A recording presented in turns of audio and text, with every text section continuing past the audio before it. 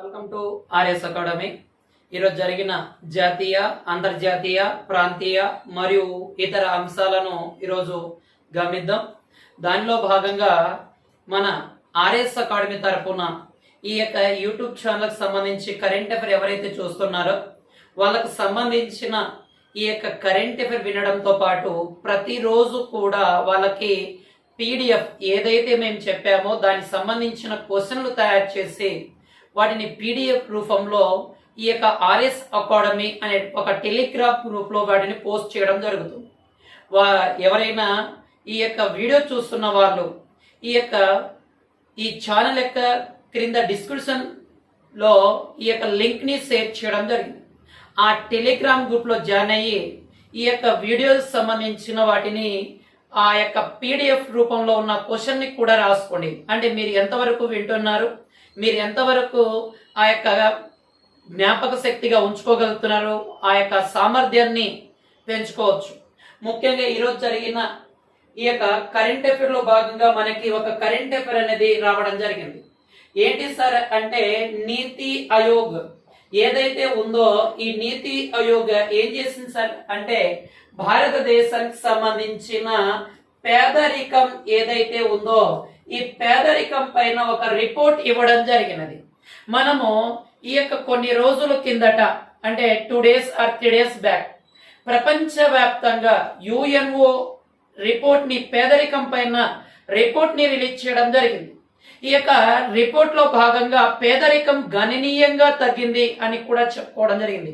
అయితే ముందుగా ఈరోజు ఈ యొక్క నివేదికలో బహుళముఖ పేదరికం నుంచి ఈ యొక్క భారతదేశం 13.5 కోట్ల మంది విముక్తి చెందడం జరిగింది.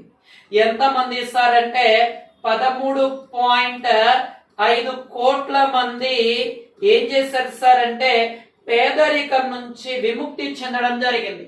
అయితే దీనిలో భాగంగా మనకి ఏంటి సార్ అంటే national multi dimension poverty index అనేది ఈ యొక్క నీతి ఆయోగ్ అనేది రిపోర్ట్ విడుదల చేయడం జరిగింది 2023కి. National multi dimension poverty index ని ఈ యొక్క నీతి ఆయోగ్ అనేది రిలీజ్ చేయడం జరిగింది. అయితే మనకి ఇది ఏంటి సార్ అంటే 2015-16 నుండి 2019-21 మధ్య ఈ యొక్క పేదరికం అనేది 24.85 నుంచి 14.96% తగ్గినట్లుగా ఈ యొక్క నీతి ఆయోగ్ అనేది ప్రకటించడం జరిగింది.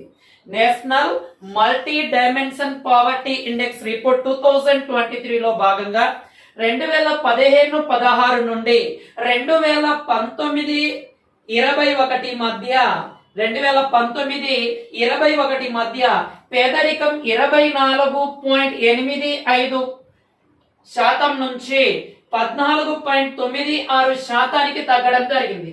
అయితే పేదరికం తగ్గిన దాంట్లో ఉత్తరప్రదేశ్ అండ్ బీహార్ అండ్ మధ్యప్రదేశ్, రాజస్థాన్ అనే రాష్ట్రాలలో విపరీతంగా తగ్గడం జరిగిందిగా చెప్పవచ్చు.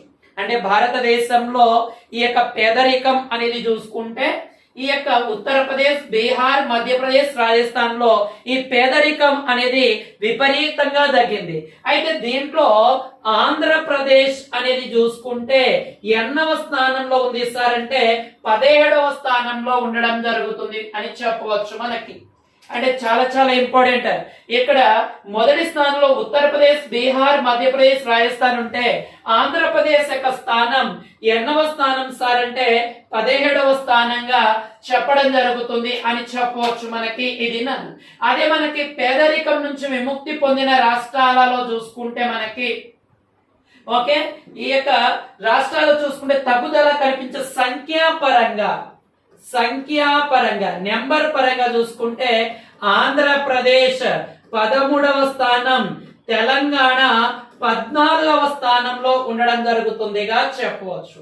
అంటే సంఖ్యాపరంగా 13వ స్థానంలో ఆంధ్రప్రదేశ్, తెలంగాణ 14వ స్థానంలో ఉండడం జరుగుతుంది.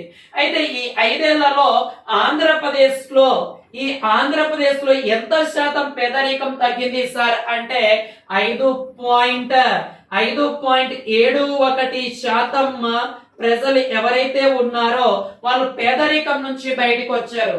అదే తెలంగాణలో చూసుకుంటే మనకి ఓకే, ఈ తెలంగాణలో చూసుకుంటే మనకి విముక్తి చెందిన వాళ్ళు చూసుకుంటే తెలంగాణలో 7.30% ఉండడం జరుగుతుందిగా చెప్పవచ్చు. కొంచెం జాగ్రత్త ఇక్కడ.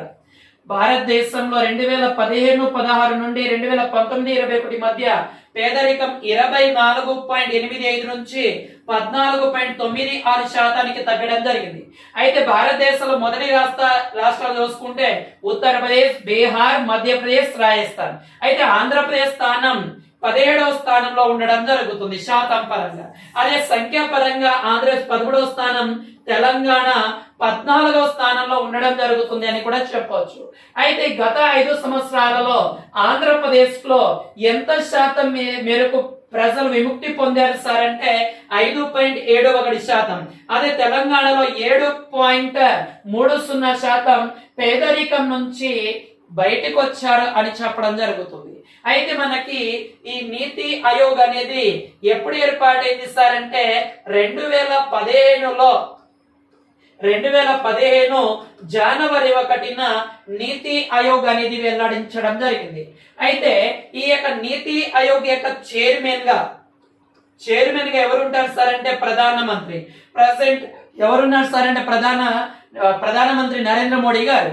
అయితే ఈ నీతి ఆయోగ్ యొక్క ప్రెసెంట్ ఉప అధ్యక్షుడు లేదా ఉప చైర్మన్ గా ఎవరున్నారు సార్ మనకి? ఉపాధ్యక్షుడిగా ఎవరున్నారు సార్ అంటే మనకి సుమన్ భేరీ. ఎవరున్నారు సార్ అంటే సుమన్ భేరీ అనే వ్యక్తి ఉండడం జరుగుతుంది. అధ్యక్షులు ఎవరు? ప్రధానమంత్రి ఉంటారు. ఉపాధ్యక్షులు ఎవరు? సుమన్ భేరీ. అయితే దీని యొక్క సిఇఓ ఎవరున్నారు సార్ అంటే మనకి ఎవరున్నారు సార్ అంటే బివిఆర్ సుబ్రహ్మణ్యం గారు. ఎవరున్నారు సార్ అంటే సుబ్రహ్మణ్యం గారు ప్రెసెంట్ ఈ యొక్క నీతి ఆయోగ్ సిఇఓగా ఉండడం జరుగుతుంది. కాస్త జాగ్రత్త ఇక్కడ నుంచి క్వశ్చన్ పడడానికి. ప్రెసెంట్ నీతి ఆయోగ్ యొక్క అధ్యక్షులు ఎవరున్నారు సార్ అంటే ప్రధానమంత్రి.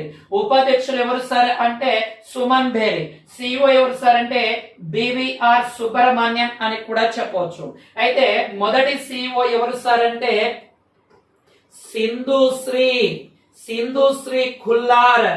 సింధుశ్రీ ఖుల్లార్ అనే వ్యక్తి ఉండేవాడు. ఇతని తర్వాత నీతి ఆయోగ్ యొక్క సిఇఓగా అమితాబ్ కాంత్. ఎవరు సార్ అంటే మనకి అమితాబ్ కాంత్ గారు ఉండేవారు. ప్రెసెంట్ ఎవరున్నారు సార్ అంటే బివి సుబ్రహ్మణ్యం గారు ఉండడం జరుగుతుంది. అయితే మనము ఇటీవల ఒక దాంట్లో మనం చూసాం, ఒక రిపోర్ట్ లో చూసాం. ఏంటి సార్ అంటే యుఎన్ఓ ప్రకటించింది. ఏంటి సార్ అంటే ప్రపంచంలో 240 కోట్ల మంది పేదరికంలో ఉన్నారు. వాళ్ళ యొక్క సంఖ్య అనేది గణనీయంగా తగ్గిందని. దాంట్లో భాగంగా ఏది సార్ అంటే పశ్చిమ ఆసియా, ఓకే, పశ్చిమ వెస్ట్ ఏసియా అండ్ అక్కడ నుంచి ఆఫ్రికా లాంటి దేశాలలో పేదరికం అనేది ఎక్కువగా ఉంది అని కూడా చెప్పడం జరిగింది. అయితే ఈ యొక్క 2030 నాటికి పేదరికం అనేది 60 కోట్లకు చేరుతుంది అని కూడా మనం అక్కడ చూసాం. దీన్ని మనం ప్రీవియస్ చెప్పింది, కొంచెం దీన్ని యాడ్ చేసుకోండి. అయితే భారతదేశంలో పేదరికం 13.5 కోట్లు తగ్గింది. 24.85 ఉండేది 14.96 కోట్లకు చేరడం జరిగిందిగా చెప్పడం జరుగుతుంది. దీంట్లో ఆంధ్రప్రదేశ్ 17వ స్థానంలో ఉండడం జరుగుతుంది మనకి ఇది. అయితే తెలంగాణ చూస్తే నిష్పత్తి పరంగా ఎన్నో స్థానం సార్ అంటే తెలంగాణ సార్ అంటే 14వ స్థానం. కొంచెం జాగ్రత్త చూసుకోండి నిష్పత్తి పరంగా. అదే సంఖ్యా పరంగా ఆంధ్రప్రదేశ్ 13, తెలంగాణ 14. ఆంధ్రప్రదేశ్ లో పేదరికం 5.71% తగ్గితే తెలంగాణలో 7.30% తగ్గింది. కొంచెం జాగ్రత్త ఇక్కడ సేవ్ చేసుకోండి. దాంతో పాటు యుఎన్ఓ ఇచ్చిన రిపోర్ట్ ప్రకారం కూడా మనం ఇక్కడ చెప్పుకున్నాం కాబట్టి దీన్ని కూడా జాగ్రత్తగా చూసుకోండి. ఓకే, నెక్స్ట్ కరెంట్ అఫైర్కి వెళ్ళిపోదాం. నెక్స్ట్ కరెంట్ అఫైర్ కి సంబంధించిన డేటాకి వెళ్ళిపోదాం. దానికంటే ముందు నిన్న మనకి కామెంట్ రూపంలో ఒకరు ఇచ్చేసారు. ఏంటంటే నిన్న మనము కొల్లేరు ప్రాంతానికి సంబంధించి ఒక కరెంట్ అఫైర్ ని ఇచ్చేయడం జరిగింది. ఏంటి సార్ అంటే ఈ యొక్క ఆంధ్రప్రదేశ్ రాష్ట్రంలో ఈ కొల్లేరు అనే ప్రాంతాన్ని డెవలప్ చేస్తున్నారు టూరిజం ప్లేస్ గా. అంటే కొల్లేరు దాని పరిసరాల ప్రాంతంలో ఉన్న 100 దేవాలయాలను కూడా అభివృద్ధి పరుస్తున్నారు అని కూడా చెప్పుకున్నాం. అయితే ఇక్కడ నుంచి అడిగిన క్వశ్చన్ మనకి కామెంట్ రూపంలో మన అభ్యర్థి తెలియజేసింది ఏంటి సార్ అంటే మనము ఈ యొక్క భారతదేశంలో ఆంధ్రప్రదేశ్ 2 తెలుగు రాష్ట్రాల్లో ఉన్న ఏకైక చిత్తడి నేల ప్రాంతం ఏది సార్ అంటే కొల్లేరు అని చెప్పినాం.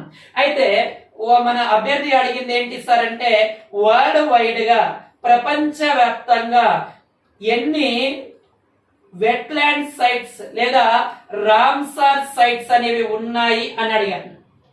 రామ్సార్ సైట్ ప్రపంచవ్యాప్తంగా ఓకే రామ్సార్ సైట్స్ అనేవి ప్రపంచవ్యాప్తంగా 2400 సైట్లు ఉన్నాయి.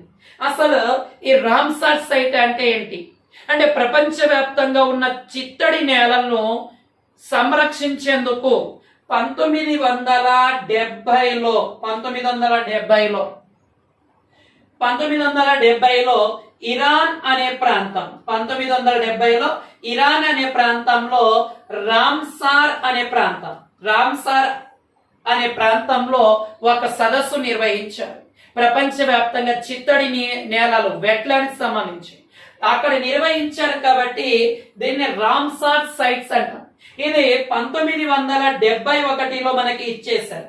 అయితే ప్రపంచంలో మొట్టమొదటి రామ్సార్ సైట్ 1974లో ఆస్ట్రేలియా అనే దేశంలో మొట్టమొదటిసారిగా ఈ రామ్సార్ సైట్ ని గుర్తించారు. అయితే ఈ యొక్క రామ్సార్ సైట్ కి సంబంధించిన డేటా చూసుకుంటే ప్రపంచంలో అత్యధిక రామ్సార్ సైట్లు ఉన్న దేశం ఏది సార్ అంటే మెక్సికో అని చెప్పవచ్చు. మెక్సికో ప్రపంచంలో అత్యధిక రామ్సార్ సైట్లు ఎక్కడున్నాయి సార్ అంటే మెక్సికో. అయితే భారతదేశం ఈ యొక్క రామ్సార్ సైట్ భారతదేశం సంబంధించి మొత్తం 2023 నాటికి మొత్తం రామ్సార్ సైట్లు ఎన్ని ఉన్నాయి సార్ అంటే భారతదేశంలో 75 రామ్సార్ సైట్లు ఉన్నాయి. అయితే ఈ యొక్క 75 రామ్సార్ సైట్లు ఉంటే మొట్టమొదటి Ramsar site first Ramsar site in India ఏది సార్ అంటే చిల్కా సరస్సు ఎక్కడుంది సార్ అంటే మనకి ఒడిస్సా. దీనితో పాటు అప్పుడే గుర్తించారు కియోలాడియో నేషనల్ పార్క్ ఎక్కడుంది సార్ అంటే ఇది రాజస్థాన్ ప్రాంతంలో ఉండడం జరుగుతుంది. అయితే మొత్తం భారతదేశంలో 75 రామ్సార్ సైట్లు ఉంటే అత్యధిక రామ్సార్ సైట్లు తమిళనాడులో ఉండడం జరుగుతుంది 14. రెండవది ఉత్తరప్రదేశ్ లో 10 రామ్సార్ సైట్లు ఉండడం జరుగుతుంది అని కూడా చెప్పడం జరిగింది. ఓకే నిన్న అడిగిన క్వశ్చన్ కి సంబంధించి మన కామెంట్ రూపంలో తెలియజేశారు సార్ ప్రపంచవ్యాప్తంగా రామ్సార్ సైట్లు ఎన్ని ఉన్నాయి 2400 రామ్సార్ సైట్లు ఉన్నాయి. 1970-71లో ఇరాన్ అనే ప్రాంతంలో రామ్సార్ సరస్సు వద్ద ఒక సమావేశం నిర్వహించారు. దానిలో భాగంగా ఈ యొక్క 1971 నుంచి రామ్సార్ సైట్స్ సంబంధించి 1971 ఫిబ్రవరి 2 నుంచి ప్రతి సంవత్సరం కూడా ప్రపంచ వెట్లాండ్ డేని నిర్వహిస్తూ వస్తున్నారు 1971 నుంచి. అయితే ప్రపంచంలో మొదటి రామ్సార్ సైట్ ఎక్కడ గుర్తించారు సార్ అంటే ఆస్ట్రేలియా. ప్రపంచంలో అత్యధిక రామ్సార్ సైట్లు ఎక్కడున్నాయి సార్ అంటే మెక్సికో. అయితే భారతదేశంలో మొత్తం రామ్సార్ సైట్లు 2023 నాటికి ఎన్నో ఉన్నాయి సార్ అంటే 75 రామ్సార్ సైట్లు ఉన్నాయి. అయితే భారతదేశంలో మొట్టమొదటి రామ్సార్ సైట్ ఏది సార్ అంటే ఒకటి చిలుకా సరస్సు ఒడిశా, కియోలాడియో నేషనల్ పార్క్ రాజస్థాన్. అయితే అత్యధిక రామ్సార్ సైట్లు ఎక్కడున్నాయి సార్ అంటే తమిళనాడులో ఉన్నాయి 14. ఉత్తరప్రదేశ్ ఎన్ని ఉన్నాయి సార్ అంటే 10 ఉన్నాయి. అయితే ఆంధ్రప్రదేశ్ 2 తెలుగు రాష్ట్రాల్లో ఉన్న రామ్సార్ సైట్ ఏది సార్ అంటే కొల్లేరు. ఓకే ఓకే, మన అభ్యర్థి రోజు ఫాలో అవుతున్నారు కాబట్టి వాళ్ళు ఇచ్చిన కామెంట్ రూపంలో భాగంగా వాళ్ళకి తెలియజేయడం జరుగుతుంది. మీకు కూడా ఏదైనా మేము అడిగిన క్వశ్చన్లు మీరు కూడా కామెంట్ రూపంలో తెలియజేస్తే దానికి సంబంధించిన అంశాలను ఇక్కడ చర్చిస్తాం. ప్రతి దాన్ని కూడా క్షుణ్ణంగా మీకు చెప్పడం జరుగుతుంది. ఓకే, మీ లక్ష్యం ఉద్యోగం అయితే దాన్ని నెరవేర్చే బాధ్యత ఆర్ఎస్ అకాడమీ. ఓకే, దాంట్లో భాగంగా మనం ముందుకు వెళ్ళిపోదాం. ఈ యొక్క 105 ప్రాచీన కళాఖండాలను భారతదేశానికి అప్పగించిన యుఎస్ఏ. చాలా చాలా ఇంపార్టెంట్. అంటే పురాతన కాలం నుంచి వస్తున్న ఈ కళాఖండాలను ఈ యొక్క యుఎస్ఏ అనే దేశం 105 ఈ కళాఖండాలను భారతదేశానికి అప్పగించడం జరుగుతుంది. ఇవన్నీ కూడా ఈ 105 కళాఖండాలు 2వ శతాబ్దం నుంచి 19వ శతాబ్దం మధ్య ఉన్న ఈ యొక్క కళాఖండాలు చాలా చాలా ఇంపార్టెంట్. ఎన్నో శతాబ్దం నుంచి 2వ శతాబ్దం నుంచి 19వ శతాబ్దం మధ్య ఉన్న ఈ కళాఖండాలు ఇచ్చేయడం జరుగుతుంది. ఎందుకు సార్ అంటే యుఎస్ఏ యొక్క కాంగ్రెస్ లో భారత నరేంద్ర మోడీ ప్రసంగించడం జరిగింది. ఇటీవల చెప్తూ ఉన్నాం, గత 2-3 రోజులుగా మన కరెంట్ అఫైర్లు చెప్పుకుంటున్నాం. ఏంటంటే ఈ యొక్క నరేంద్ర మోడీ ఇటీవల ఇక్కడ యుఎస్ఏలో పర్యటించడము, అండ్ జపాన్ లో పర్యటించడము, ఆస్ట్రేలియాలో పర్యటించడము, అండ్ పీజీ దీవుల్లో పర్యటించడము, అండ్ టునేషియా దీవుల్లో పర్యటించడము. దాంతో ఇటీవల రీసెంట్ గా ఎక్కడ సార్ అంటే ఫ్రాన్స్ అండ్ యుఏఈ దేశాల్లో కూడా పర్యటించాడు. దాంట్లో భాగంగా ఇటీవల మనకి యుఎస్ఏ కాంగ్రెస్ సభలో నరేంద్ర మోడీ ప్రసంగించారు. దాంట్లో భాగంగా భారతదేశానికి సంబంధించిన 105 కళాఖండాలను భారతదేశానికి అప్పగించడం జరుగుతుంది. అయితే అవి 2వ శతాబ్దం నుంచి 19వ శతాబ్దం వరకు ఉన్నవిగా చెప్పడం జరుగుతుంది. దీంట్లో ఈస్ట్ ఇండియాకు సంబంధించినవి అంటే భారతదేశం తూర్పు భారతదేశానికి చెందినవి 27గా, అయితే మిడిల్ ఇండియాకు సంబంధించినవి చూసుకుంటే 22గా, అదే పశ్చిమ భారతదేశం వెస్ట్ ఇండియాకు సంబంధించినవి చూసుకుంటే ఎన్నిసార్ అంటే పశ్చిమ భారతదేశానికి 3, అండ్ పశ్చిమ భారతదేశానికి సంబంధించిన 3, నార్త్ ఇండియాకు సంబంధించినవి ఎన్నిసార్ అంటే 6.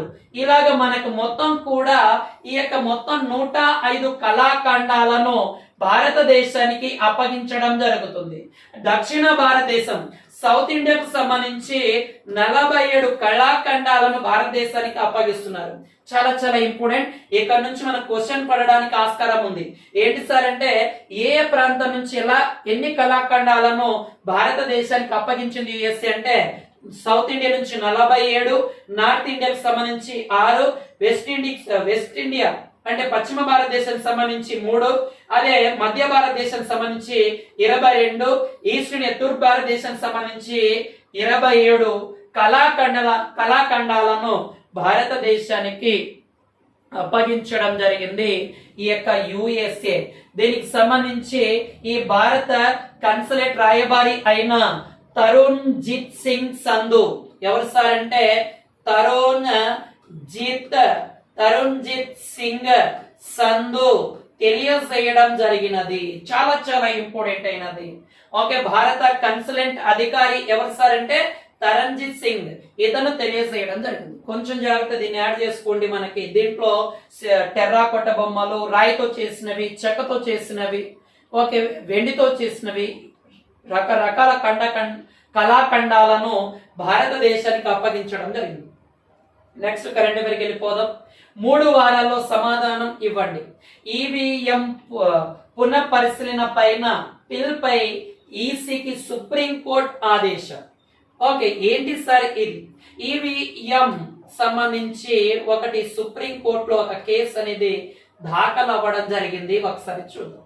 ఏంటి సార్ అంటే మనకి వివిప్యాట్ అనేది మనకు ఉండడం జరుగుతుంది. ఇది ఏంటి సార్ అంటే ఓట్ వెరిఫైబుల్ పేపర్ అడిట్రైవ్. అంటే ముందుగా నువ్వు ఎవరికైతే ఓటేస్తున్నావో ఆ ఓటుని నువ్వు వేసిన అభ్యర్థికే ఓటు పడిందా లేదా వేరే వాళ్ళకి పడిందా అని తెలుసుకునే దాన్నే ప్యాట్ అనే పేరుతో పిలవడం జరుగుతుంది. ఈ యొక్క వివి ప్యాట్ అనే దాన్ని భారతదేశంలో 2013వ సంవత్సరంలో దీన్ని తీసుకురావడం జరిగింది. ఈ యొక్క వివి ప్యాట్ సంబంధించి ఏంటంటే ఈ యొక్క దీనిపైన సుప్రీం కోర్టులో ఒక పిల్ వేయడం జరిగినది. మనకి ఈ యొక్క సుప్రీం కోర్టులో ఒక పిల్ వేశారు మనకి. ఇది దీనికి సంబంధించి సుప్రీం కోర్టు యొక్క ధర్మాసనమైన జస్టిస్ సంజయ్ ఖన్నా, జస్టిస్ బేలా ఎం త్రివేది ఈ యొక్క దీనిపైన ఈ యొక్క ఎవరికి సెంట్రల్ ఎలక్షన్ కమిషన్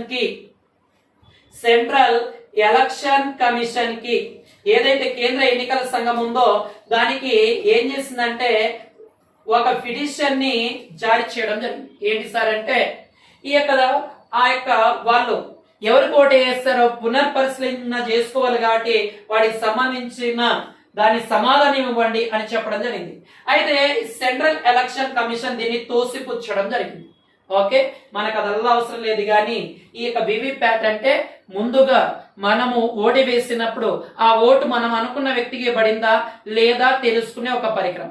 మొట్టమొదటిసారిగా వివిప్యాట్ ని 2013లో ఎక్కడ ప్రవేశపెట్టారు సార్ అంటే మేఘాలయ రాష్ట్రం. ఎక్కడ ప్రవేశపెట్టారు సార్ అంటే మేఘాలయ రాష్ట్రంలో నొక్సెన్ అనే నియోజకవర్గంలో నొక్సెన్ అనే నియోజకవర్గంలో దీన్ని మొదటగా ప్రవేశపెట్టడం జరిగింది. అయితే మనము ఇప్పుడు ఓటు వేసేది ఏ దాంట్లో సార్ అంటే ఈవీఎం ఎలక్ట్రానిక్ ఓటింగ్ మిషన్. అయితే దీన్ని మొదటిసారిగా 1982లో ఈవీఎం ని మొదటగా ప్రవేశపెట్టాం భారతదేశంలో ఈవీఎం ని.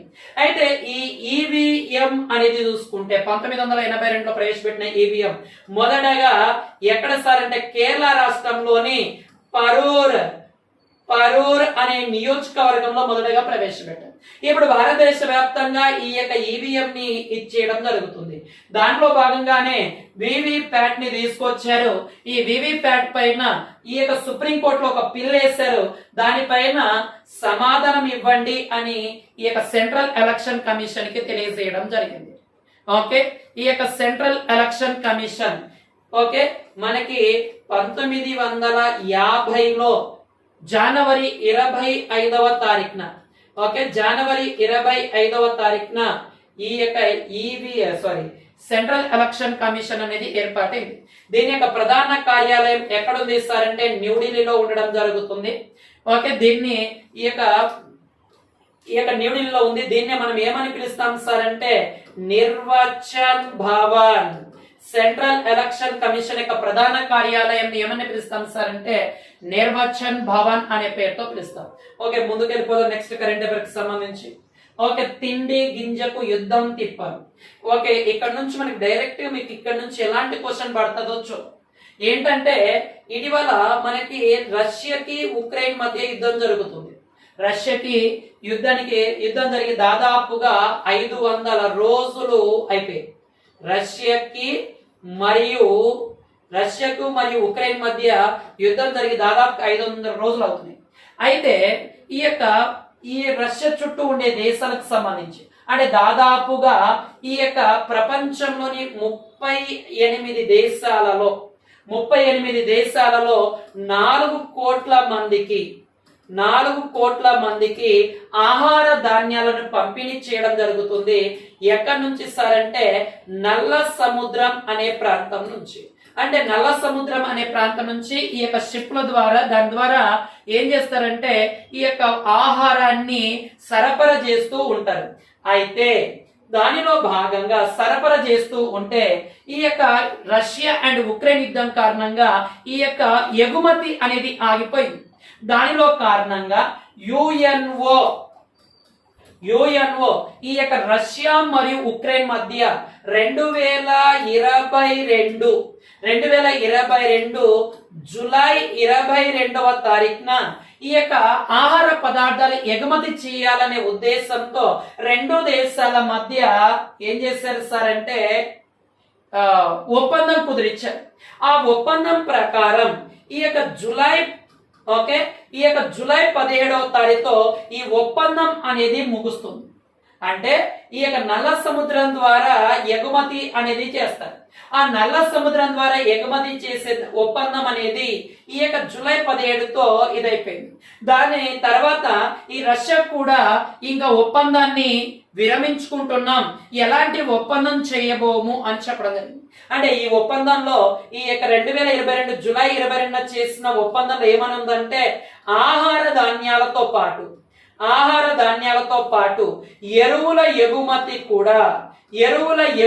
కూడా చేయాలని ఉంది. అయితే ఈ ఎరువుల ఎగుమతిని కూడా అనుమతిస్తేనే మేము ఈ ఒప్పందానికి ముందుకు కొనసాగిస్తామని చెప్పడం జరుగుతుంది. అంటే దేశంలో దాదాపుగా చూసుకుంటే ఈ ప్రాంతం ఉక్రెయిన్ అండ్ రష్యా ప్రాంతం నుంచి ఈ నల్ల సముద్రం నుంచి ఆహార ధాన్యాలు ఏవైతే ఉన్నాయో ఈ యొక్క ఆఫ్రికా, మధ్య ఆసియా, ఐరోపా ప్రాంతాలకు అనేక ప్రాంతాలకు ఏం చేస్తుందంటే ఆహార ధాన్యాలను ఎగుమతి చేస్తుంది. దాంట్లో అత్యధికంగా తుర్కియా అనే ప్రాంతానికి 18% ఎగుమతి చేయడం జరుగుతుంది. కాబట్టి ఈ యొక్క జూలై 17తో ఈ యొక్క ఒప్పందాలు పూర్తయ్యాయి. దీనికి రష్యా అనేది ఈ యొక్క ఒప్పందాన్ని కొనసాగనివ్వమని చెప్పడం జరుగుతుంది. ఎందుకంటే దీంట్లో భాగంగా ఎరువుల ఎగుమతి అండ్ ఇతర వాణిజ్య బ్యాంకింగ్ వ్యవహారాలను కూడా ముందుకు కొనసాగిస్తేనే ఈ ఒప్పందాన్ని మేము కొనసాగిస్తాము అని కూడా చెప్పడం జరుగుతుంది. చాలా చాలా ఇంపార్టెంట్ అయిన ఇది ఎందుకంటే ఈ నల్ల సముద్రం నుంచే అనేక ప్రాంతాలకు ఈ యొక్క ఆహార ధాన్యాలు ఎగుమతి చేస్తారు. ఓకే, కొంచెం జాగ్రత్త దీన్ని యాడ్ చేసుకోండి, తెచ్చింది. ఓకే, నెక్స్ట్ పోలాండ్ లో 2 డజన్ల పిల్లలకు బర్డ్ ఫ్లూ, అంటే దాదాపుగా 24 మంది కంటే ఎక్కువ మందికి ఏమొచ్చింది సార్ అంటే ఈ యొక్క బర్డ్ ఫ్లూ. మనం ఇటీవల ఈ కరెంట్ అఫైర్ 3-4 డేస్ బ్యాక్ చెప్పుకున్నాం. ఏంటి సార్ అంటే WHO ఆల్రెడీ ప్రకటించింది ప్రపంచ వ్యాప్తంగా 10 దేశాలకి ఈ యొక్క బర్డ్ ఫ్లూ యొక్క ముప్పు ఉంది అని కూడా చెప్పడం జరిగింది. అదే H5N1 అనే దానితో కూడా దీన్ని పిలిచాను. అయితే ఇటీవల మనకి పోలాండ్ అనే దేశంలో 24 మంది కంటే అంటే 2 డజన్ల కంటే ఎక్కువ మందికి ఏమొచ్చింది ఈ యొక్క బర్డ్ ఫ్లూ అనేది అటాక్ అయింది అని కూడా చెప్పడం జరుగుతుంది. అయితే మనము చెప్పుకున్నాం ఈ బర్డ్ ఫ్లూ వ్యాధి శ్వాస సంబంధిత వ్యాధి అని కూడా చెప్పడం జరిగింది. మొట్టమొదటిసారిగా 1997లో బర్డ్ ఫ్లూకు సంబంధించి మనకి హాంగ్ కాంగ్ అనే ప్రాంతంలో మొదటిసారిగా ఈ బర్డ్ ఫ్లూ వ్యాధిని కనుగొన్నారు మొదటిసారిగా. దాని తర్వాత 2006వ సంవత్సరంలో భారతదేశంలో మహారాష్ట్రలో మొదటి బర్డ్ ఫ్లూ వ్యాధి కేసుని నమోదు చేయడం జరిగిందని కూడా చెప్పుకున్నాం. కొంచెం సేవ్ చేసుకోండి, ఇక్కడ నుంచి క్వశ్చన్ పడడానికి ఆస్కారం ఉంది. ఓకే, వలస పక్షుల నుంచి వచ్చే వ్యాధి ఈ బర్డ్ ఫ్లూ, శ్వాస సంబంధిత వ్యాధి. అయితే నెక్స్ట్ కీలక భారతీయ ప్రవాసికి కీలక పదవి. ఓకే, ప్రెసిడెంట్ ఎక్స్పోర్ట్ కౌన్సిల్ లో భాగంగా ప్రవాస భారతీయురాలు అయిన ఒక అమెరికా వ్యాపారి అయిన షమీనా సింగ్ అనే ఆమెకి పదవి బాధ్యతలు చేపట్టారు అని చెప్పవచ్చు. ఏంటి సార్ అంటే ప్రెసిడెంట్ ఎక్స్పోర్ట్ కౌన్సిల్ లో భాగంగా. ఓకే, దీనిని జో బైడెన్ తెలియజేయడం జరిగింది. ఇటీవల చూడండి, మనము చాలా వరకు చెప్పుకున్నాం. ఇటీవల కమలా హారిస్ తన యొక్క ప్రత్యేకమైన ఓటును కూడా వినియోగించుకోవడం జరిగింది. అండ్ నీరా టండన్, వివేక్ మూర్తి ఇలాంటి వ్యక్తులు ఈ యొక్క అమెరికాలోని కీలకమైన పదవులలో ఉంటున్నారని కూడా మనం చెప్పుకున్నాం గతంలో కరెంట్ అఫైర్ లో భాగంగా. కొంచెం వీటిని ప్రీవియస్ కరెంట్ అఫైర్ లో చెప్పినా కొంచెం యాడ్ చేసుకున్నాను. ఇక్కడ నుంచి కరెంట్ అఫైర్ పడడానికి ఆస్కారం ఉంది. Next current affair, great Indian brand గా అరకు కాఫీ. మనము 2 డేస్ బ్యాక్ చెప్పుకున్నాం చూడండి. గ్రేట్ ఇండియన్ అరకు కాఫీగా ఈ యొక్క నీతి ఆయోగ్ యొక్క మాజీ చైర్మన్ అయిన అమితాబ్ కాంత్ ప్రకటించారని. అయితే దీనికి సంబంధించి ఆంధ్రప్రదేశ్ గవర్నమెంట్ త్వరలో మేడ్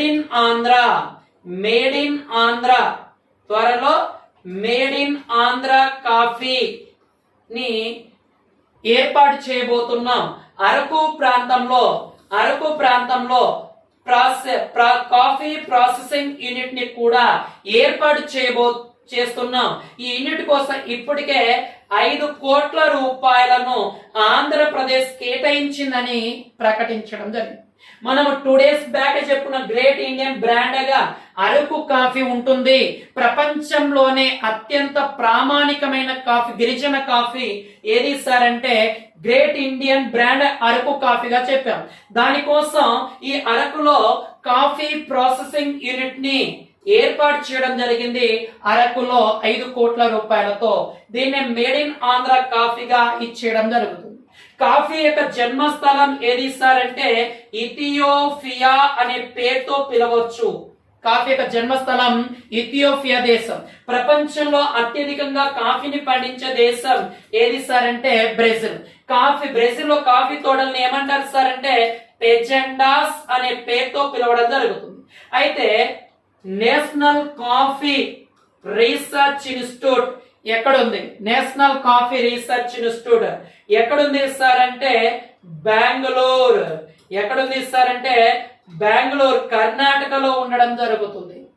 ఓకే, కాఫీలో ఉండడం కాఫీ యొక్క నేషనల్ కాఫీ రీసెర్చ్ ఇన్స్టిట్యూట్ ఎక్కడుంది సార్ అంటే మనకి ఈ బెంగళూరు, అంటే బెంగళూరు దగ్గరలో ఉన్న చిక్మంగళూరు. ఎక్కడుంది సార్ అంటే చిక్మంగళూరు.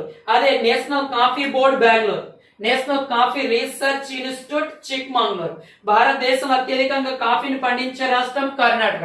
ఆంధ్రప్రదేశ్ లో కాఫీని పండించే ప్రాంతం విశాఖపట్నం, అరకు వ్యాలీ, పద్మ రామచంద్రపురం అని కూడా చెప్పిన, కొంచెం సేవ్ చేసుకోండి. ఇక్కడ నుంచి క్వశ్చన్ పడడానికి ఆస్కారం ఉంది. నెక్స్ట్ కరెంట్ అఫైర్కి వెళ్ళిపోదాం. ఫ్రాన్స్ ప్రథమ మహిళకు పుట్టపాక చీర చాలా చాలా ఇంపార్టెంట్ అయినది అంటే ప్రపంచంలోనే అత్యంత ఫేమస్ అయిన చీరలు ఈ యొక్క భారతదేశం చీరలు. అందులో తెలుగు రాష్ట్రాలకు సంబంధించిన చీరలు చాలా చాలా ఇంపార్టెంట్. ఏంటి సార్ ఫ్రాన్స్ ప్రథమ మహిళ అంటే ఈ యొక్క ఇటీవల భారత ప్రధాని అయిన మోదీ ఫ్రాన్స్ పర్యటనకు వెళ్ళారు. దాంట్లో భాగంగా ఫ్రాన్స్ అధ్యక్షుడైన ఇమాన్యుయల్ మెక్రాన్ యొక్క సతీమణి ఎవరు సార్ అంటే బిగ్రెట్ మెక్రాన్. ఎందుకంటే మొదటి ప్రథమ పౌరుడు ఇమాన్యుయల్ మెక్రాన్. అతని యొక్క సతీమణి బ్రిగెట్ మెక్రాన్. ఈమెకి భారతదేశానికి సంబంధించి తెలంగాణ రాష్ట్రంలోని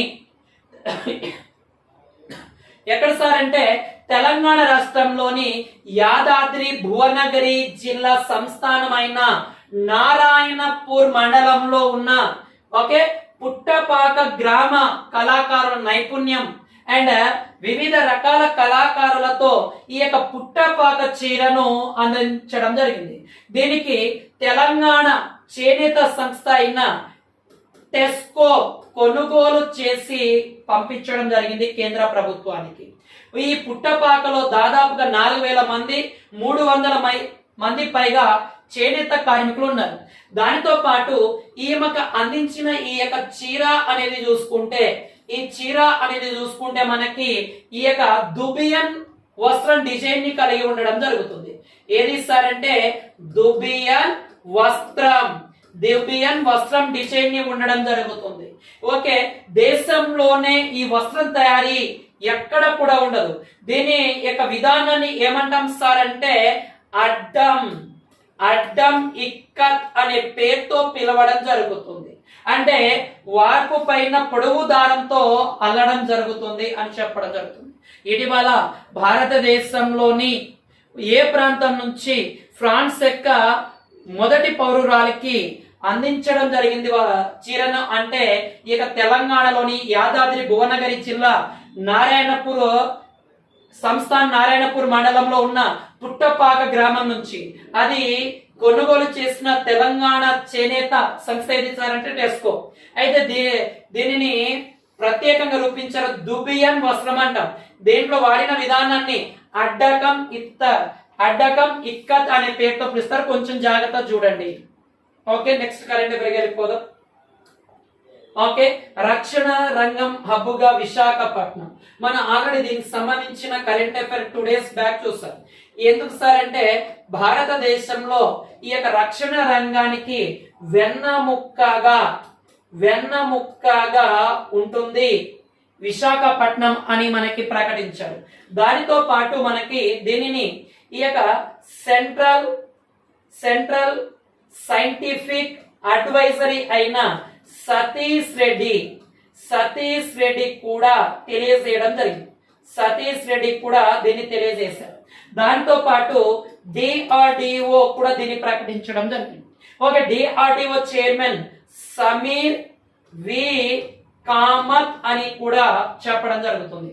ఇక్కడ ఈ భారతదేశంలో రక్షణ రంగానికి సంబంధించి ఈ యొక్క తయారీ ఆజాద్ కి అమృత్ తో భాగంగా భారతదేశంలో స్టార్టప్ కేంద్రంగా విశాఖపట్నం వెన్నముక్కగా ఉండబోతుందని ప్రకటించారు. దానితో పాటు ఇంకో కరెంట్ అఫైర్ ఏంటి సార్ అంటే ఈ యొక్క ఆంధ్రప్రదేశ్ లోని ఏలూరు జిల్లాలోని తడికలపూడి నుంచి కోకో గింజలను ఫ్రాన్స్ కి ఎగుమతి చేస్తున్నారు. చాలా చాలా ఇంపార్టెంట్. ఎవరైనా ఏపీపీఎస్ ఎగ్జామ్ రాస్తే లేదా కొన్ని రకాల ఎగ్జామ్ రాస్తే భారతదేశంలో ఈ తడకలపూడి ఏలూరు జిల్లాలో ఉన్న ఈ యొక్క తడకలపూడి ప్రాంతంలోని ఈ యొక్క కోకో గింజలను ఫ్రాన్స్ దేశానికి ఎగుమతి చేస్తున్నారు. అయితే ఇటీవల ఆంధ్రప్రదేశ్ గవర్నమెంట్ ఈ యొక్క తడకపూడి ఏలూరు జిల్లాలో పైలట్ ప్రాజెక్ట్ గా దీన్ని ప్రారంభించడం జరిగింది. దానిలో భాగంగా ఈ యొక్క కోకో గింజలను ఫ్రాన్స్ దేశానికి ఎగుమతి చేస్తుంది ఈ యొక్క ఆంధ్రప్రదేశ్ అని చెప్పవచ్చు. దేశంలోనే మొట్టమొదటి స్థానంలో ఉంది ఈ కోకో గింజల ఉత్పత్తిలో అని చెప్పవచ్చు. అయితే దాదాపుగా ఈ యొక్క 75 కోట్లతో ఈ యొక్క కోకోవా అండ్ వెనీలా ప్రాసెసింగ్ యూనిట్లను ఈ యొక్క ఆంధ్రప్రదేశ్ అనేది ఏర్పాటు చేసింది. అయితే ప్రపంచ స్థాయిలో ఈ కోకో గింజలకు బ్రాండింగ్ అనేది ఏర్పాటు అవడం జరిగింది. ఇక్కడ నుంచి క్వశ్చన్ పడడానికి ఆస్కారం. ఆంధ్రప్రదేశ్ లో ఏ జిల్లా నుంచి ఫ్రాన్స్ దేశానికి ఈ కోకో గింజలు ఎగుమతి చేస్తున్నాం సార్ అంటే ఈ యొక్క ఏలూరు జిల్లా తడికలపూడి అనే ప్రాంతం. ఇది పైలట్ జిల్లాగా ప్రారంభించారు. ఏలూరు జిల్లా కామవరపు కోట మండలం తడికలపూడి అనే ప్రాంతం. ఇది ప్రపంచ స్థాయిలోనే బ్రాండింగ్ గా గుర్తింపబడింది. దాంట్లో భాగంగా 150 టన్నులను డిసెంబర్ నాటికి 150 టన్నులను ఎగుమతి చేస్తున్నాము అని చెప్పడం జరిగింది. అయితే ఈ యొక్క కోకో విత్తనాల సాగులో లేదా ఉత్పత్తిలో దేశంలోనే మొదటి స్థానంలో ఆంధ్రప్రదేశ్ అనేది ఉంది. కొంచెం జాగ్రత్త ఇక్కడ సేవ్ చేసుకోండి. ఓకే, నెక్స్ట్ కరెంట్ అఫైర్కి వెళ్ళిపోదాం. ఓకే, ఎగుమతుల్లో ఎగిసిన ఏపీ. నీతి ఆయోగ్ ప్రతి సంవత్సరం కూడా మనకు ఒక డేటాను ప్రకటిస్తుంది. ఏంటంటే ఎగుమతులు ఆధారంగా ఈ డేటాను ప్రకటించడం జరిగింది. అయితే 2022 సంవత్సరానికి సంబంధించి ఎగుమతుల్లో భాగంగా ఈ యొక్క నీతి ఆయోగ్ అనేది ఈ యొక్క నీతి ఆయోగ్ సిఇఓ అండ్ ఉపాధ్యక్షుడు దీన్ని ప్రకటించడం జరిగింది. అయితే భారతదేశంలో మొదటి స్థానంలో ఉన్న రాష్ట్రం ఏది సార్ అంటే మొదటి స్థానం తమిళనాడు రాష్ట్రం. సెకండ్ ప్లేస్ లో మహారాష్ట్ర ఎగుమతులు. మూడవ స్థానం ఏది సార్ అంటే మూడవ స్థానం ఎగుమతులో కర్ణాటక. అండ్ 4వ స్థానం ఏది సార్ అంటే గుజరాత్. 5వ స్థానం హర్యానా. 6వ స్థానం తెలంగాణ అనే రాష్ట్రం ఉండడం జరుగుతుంది. అయితే ఈ యొక్క ఆంధ్రప్రదేశ్ అనేది చూసుకుంటే 8వ స్థానంలో ఉండడం జరుగుతుంది. కొంచెం జాగ్రత్త. ఇటీవల నీతి ఆయోగ్ ప్రకటించిన రిపోర్ట్ ప్రకారం మొదటి స్థానంలో ఉన్న రాష్ట్రం తమిళనాడు, 2వ స్థానం మహారాష్ట్ర, మూడవ స్థానం కర్ణాటక, నాలుగవ స్థానం గుజరాత్, ఐదవ స్థానం హర్యానా, ఆరవ స్థానం తెలంగాణ. ఆంధ్రప్రదేశ్ ఎనిమిదవ స్థానంలో ఈ యొక్క రాష్ట్రాల వారీగా 8వ స్థానంలో ఉండడం జరుగుతుంది. అయితే 2020లో ఆంధ్రప్రదేశ్ అనేది చూసుకుంటే ఎన్నో స్థానంలో ఉండేది ఎగుమతుల్లో అంటే 20 స్థానం. కేవలం 2 సంవత్సరాలలోనే ఆంధ్రప్రదేశ్ ఎగుమతుల్లో 8వ స్థానానికి చేరింది. తెలంగాణ 6వ స్థానంలో ఉంది 2022 ఎగుమతుల్లో భాగంగా. దానితో పాటు ఇంకో డేటా ఏంటి సార్ అంటే ఎగుమతుల్లో టాప్ 100 జిల్లాలలో ఆంధ్రప్రదేశ్ నుంచి మొత్తం కూడా ఎన్ని జిల్లాలు సార్ అంటే టాప్ లో 8 జిల్లాలు ఉమ్మడి జిల్లాలు ఉండడం జరుగుతుంది. దాంట్లో 9వ స్థానంలో ఏది సార్ అంటే విశాఖపట్నానికి దక్కగా దాంట్లో 24వ స్థానంలో ఏది ఉంది సార్ అంటే 24వ స్థానం ఉమ్మడి తూర్పు గోదావరి జిల్లా, ఉమ్మడి ఈస్ట్ గోదావరి జిల్లా ఉండడం జరుగుతుంది. కొంచెం జాగ్రత్త, ఇక్కడ నుంచి డైరెక్ట్ గా క్వశ్చన్ పడడానికి ఆస్కారం ఉంది నాన్న. ఎలాంటి క్వశ్చన్లు పడతాయి అంటే 2022 ఎగుమతిలో మొదటి స్థానం తమిళనాడు, ఆంధ్రప్రదేశ్ 8వ స్థానం, తెలంగాణ 6వ స్థానం. అయితే 100 జిల్లాల టాప్ లో ఉన్న జిల్లా విశాఖపట్నం. అదే ఈస్ట్ గోదావరి 24వ స్థానం. ఉమ్మడి ఆంధ్రప్రదేశ్ నుంచి 100 లోపు ర్యాంకు సాధించిన జిల్లాలు ఉమ్మడి జిల్లాలు ఎన్ని సార్ అంటే 8. అంటే ఉమ్మడి జిల్లాలు ఆంధ్రప్రదేశ్ లోని ఉమ్మడి జిల్లాలలో ఎన్ని జిల్లాలు? 8 జిల్లాలు ఉండడం జరుగుతుంది. కొంచెం జాగ్రత్త ఇక్కడ నుంచి. ఓకే, నెక్స్ట్ కరెంట్ అఫైర్కి వెళ్ళిపోదాం. మనము కునో నేషనల్ పార్క్. ఇటీవల కునో నేషనల్ పార్క్ సంబంధించి మనం కరెంట్ అఫైర్ లో చెప్పుకున్నాం. ఏంటి సార్ అంటే కునో నేషనల్ పార్క్ లో ఇటీవల 8 చీతాలు అనేవి మరణించినాయి. దాంట్లో ఇటీవల 2 మగ చీతాలు మరణించినాయి. ఒకటి ఏంటి సార్ అంటే సూరజ్ అనే చీతా ఒకటి, రెండవది తేజస్ అనే ఒక చీతా. 2 చీతాలు ఉన్నాయి. దానితో పాటు ఇటీవల ఈ యొక్క మధ్యప్రదేశ్ కునో నేషనల్ పార్క్ సంబంధించి principal chief conservation of forest అధికారిగా చౌహాన్ అనే వ్యక్తి ఉండేవాడు. చాలా చాలా ఇంపార్టెంట్ అయిన bit. Okay, Madhya Pradesh Kuno national park సంబంధించి principal chief conservator of forest ఈ యొక్క అధికారిగా చౌహాన్ ఉండేవాడు. ఇతని స్థానంలో అసిన్ శ్రీవాస్తవ్ అనే వ్యక్తిని నియమించాడు. ఇది యాడ్ చేసుకోండి. ఇటీవల ఈ యొక్క 8 చీతాలు మరణించినాయి. ఆ 8 చీతాల్లో 2 చీతాలు ఇటీవల ఒక 3-4 రోజుల కిందటే చెప్పుకున్నాం. ఒకటి సూరజ్ అండ్ తేజస్. అయితే ఈ యొక్క కునో నేషనల్ పార్క్ సంబంధించి వైల్డ్ లైఫ్ సంబంధించి ఒక అధికారి చౌహాన్ ని తొలగించి ఆ స్థానంలో అసిన్ శ్రీవాస్తవ్ను చేర్చడం జరిగింది. ఇక్కడ ఖచ్చితంగా బిట్టుపడుతుంది. ఎందుకంటే కునో నేషనల్ పార్క్ గత 2022 నుంచి ఇప్పటిదాకా ప్రతిసారి మనకి కరెంట్ అఫైర్ లో వస్తుంది. ఓకే, కొంచెం జాగ్రత్త చూడండి. ఓకే, మొత్తం 20 టైగర్స్ ను చీతాలను తీసుకొస్తే 4 పిల్ల చీతాలు కూడా కలిగింది. దాంట్లో 24 ఉంటే మనకి 8 మరణించినాయి. ఓకే, కాబట్టి కొంచెం జాగ్రత్త చూసుకోండి. ఇక్కడ నుంచి మనకి ఓకే మలేషియాతో రక్షణ ఒప్పందం చేసుకున్నాం. కొంచెం జాగ్రత్త చూసుకోండి. ఇది ఓకే, మనకు అంత అవసరం లేదు. కొంచెం డైరెక్ట్ గా చెప్తున్నా. ఏ దేశంతో ఇటీవల రక్షణ మైత్రి ఒప్పందం చేసుకున్నాం సార్ అంటే మలేషియా. దీనికంటే ఎక్కువ చదవాల్సిన అవసరం లేదు. ఎందుకంటే ఈ ఆర్టికల్ ఇది మీకు ఉపయోగపడుతుందని ఎవరైనా గ్రూప్ 2 అండ్ గ్రూప్ 1 రాసే వాళ్ళకు ఉపయోగపడుతుంది. కొంచెం జాగ్రత్తగా ఇది ఈనాడు పేపర్ లో వచ్చిన ఆర్టికల్, దానికి సంబంధించిన ఇచ్చేసుకోండి. Okay, next current affair. ఈ యొక్క ఆంధ్రప్రదేశ్ లో చూడండి చాలా చాలా ఇంపార్టెంట్ అయిన సైకిల్ సెల్ అంటే ఇది ఒక ఏది సార్ అంటే వంశపర్యపరంగా వచ్చే వ్యాధి. పార్యపరంగా వచ్చే వ్యాధి. ఇది ఎక్కువగా గిరిజన ప్రాంతాలలో ఎక్కువగా ఉండే వ్యాధి. ఇది వంశపర్యపరంగా రక్త సంబంధికుల వలన మ్యారేజ్ చేసుకోవడం వలన వస్తుంది ఇది. అయితే దాంట్లో భాగంగా ఈ యొక్క సైకిల్ సెల్ కి చెక్ పెట్టాలి, ఈ సైకిల్ సెల్ వ్యాధిని చెక్ పెట్టాలనే ఉద్దేశంతో ఆంధ్రప్రదేశ్ లో 40 సంవత్సరాల ఏళ్ల లోపల ఉండే వాళ్ళకి వ్యాధి పరీక్షలు ఈ యొక్క డిసీజ్ టెస్ట్ అనేది చేస్తున్నారు. దానితో పాటు దీనిని 2047 నాటికి పూర్తిగా ఈ వ్యాధిని నిర్మూలించాలనే ఉద్దేశంతో టార్గెట్ గా పెట్టుకోవడం జరిగింది ఈ సైకిల్ సెల్. దీంతో పాటు తలసేమియా వ్యాధి కూడా దీంట్లో భాగంగా చూస్తున్నారు. దీంట్లో భాగంగా 10,000 ఆంధ్రప్రదేశ్ గవర్నమెంట్ 10,000 జీతము ఉచిత వైద్యాన్ని కూడా అందిస్తుంది. ఇది కొంచెం జాగ్రత్తగా చూసుకున్నాను మనకి.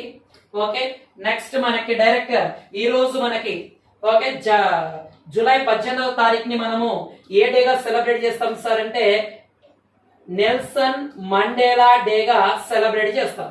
ఇతను నోబెల్ శాంతి బహుమతి అందుకున్న ఒక వ్యక్తి. ఓకే, దానితో పాటు ఈ యొక్క భారతదేశం యొక్క అవార్డు అత్యున్నతమ అవార్డు అయిన భారత రత్న అవార్డుని పొందిన విదేశీయుడు కూడా. ఇప్పటి వరకు భారత రత్న అవార్డు పొందిన విదేశీయులు ఇద్దరు. ఒకరు నెల్సన్ మండేలా గారు అయితే రెండో వ్యక్తి అబ్దుల్ గఫార్ ఖాన్ అనే వ్యక్తి కూడా చెప్పవచ్చు. కొంచెం జాగ్రత్త.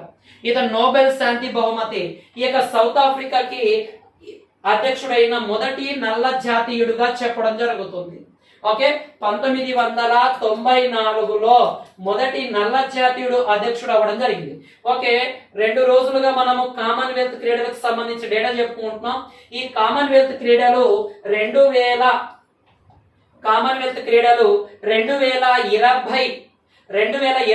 ఎక్కడ జరగబోతున్నాయి అని క్వశ్చన్ కూడా చెప్పినాం. దాంట్లో భాగంగా 2026లో ఎక్కడ జరగబోతున్నాయి సార్ అంటే ఆస్ట్రేలియాలో జరగబోతున్నాయి. విక్టోరియా అనే ప్రాంతాన్ని కూడా చెప్పుకున్నాం. అయితే ఆస్ట్రేలియా ప్రభుత్వం ఈ 2026 కామన్వెల్త్ క్రీడలను మేము నిర్వహించలేము అని చెప్పడం జరిగింది. తొలుత $2 బిలియన్ అవుతుంది అనుకుంది, కానీ దీనికి 3 అవుతుంది కాబట్టి మేము నిర్వహించలేము అని కూడా ప్రకటించడం జరిగింది. ఇది కొంచెం యాడ్ చేసుకోండి. కామన్వెల్త్ గేమ్స్ లో భాగంగా 2026 కామన్వెల్త్ గేమ్స్ ఆస్ట్రేలియా జరగాల విక్టోరియా అనే ప్రాంతంలో. అయితే దీనిని మేము నిర్వహించలేము, మా వల్ల కాదు, దీనికయ్యే ఖర్చు ఈ యొక్క ఆస్ట్రేలియా దేశంలో గృహ నిర్మాణాలు స్పోర్ట్స్ డెవలప్మెంట్ వాడుకుంటాం, మేము నిర్వహించలేమని చెప్పడం జరిగింది. కొంచెం దీన్ని యాడ్ చేసుకోండి. అయితే భారతదేశంలో అత్యధిక వేతనం పొందుతున్న ఎవరు సార్ అంటే సన్ టీవీకి చెందిన కావేరి ఎగ్జిక్యూటివ్ డైరెక్టర్. దాదాపుగా 2021లో కావేరి 87.50 కోట్ల రూపాయలు జీతంగా తీసుకున్నారు. వీరి కూతురు కావ్య 1.09 కోట్ల రూపాయలు తీసుకోవడం జరిగింది. కొంచెం జాగ్రత్త. భారతదేశంలో అత్యధిక వేతనం పొందుతున్న మహిళ. ఓకే, ఈమె.